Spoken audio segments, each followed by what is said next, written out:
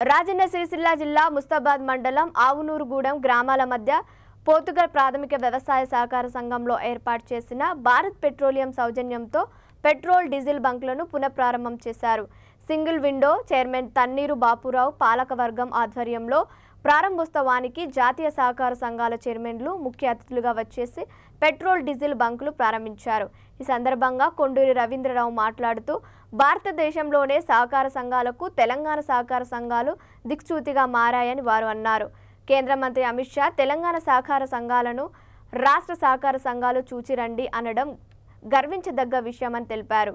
Single window chairman Tanneeru Bapurao మాట్లాడుతూ Portugal సహకార సంఘం 200 కోట్లు టర్నోవర్తో మొదలై 300 కోట్లకు చేరుకుందని, సహకార సంఘం పరిధిలో 2 కొనుగోలు కేంద్రాల నుండి 11 కొనుగోలు కేంద్రాలకు చేరుతుందని తెలిపారు. ఈ కార్యక్రమంలో మాజీ ఎమ్మెల్యే, జిల్లా సహకార సంఘం సభ్యులు, మార్కెట్ డైరెక్టర్, మండలాల సింగిల్ విండో చైర్మన్లు, సింగిల్ విండో చైర్మన్, మాజీ ప్రజాప్రతినిధులు, నాయకులు, రైతులు, సింగిల్ విండో సిబ్బంది తదితరులు పాల్గొన్నారు.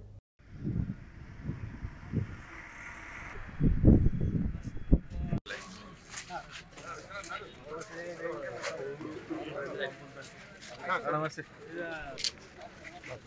నమస్తే బాబా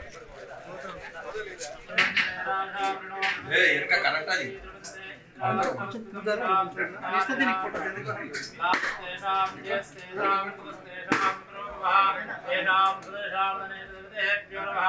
ఓం గురు బ్రహ్మే గురు విష్ణు గురుదేవ మహేశ్వరం గురు సాక్షాత్ పరబ్రహ్మ శ్రీ గురువే నమః. యా గంధాం తపదాచితం దేవతాప్యోరభ శుభ్రవస్తానీజతం దేవతానాం తదేవాం విద్యాం దైవపదం సునీలాం దక్షిణ భోజనమాం కరెంట్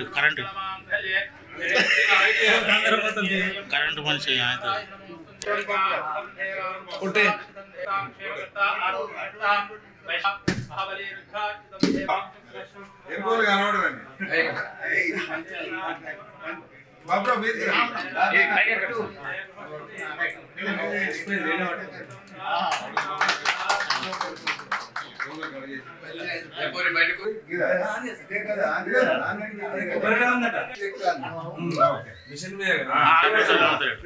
ఓకే ఓకే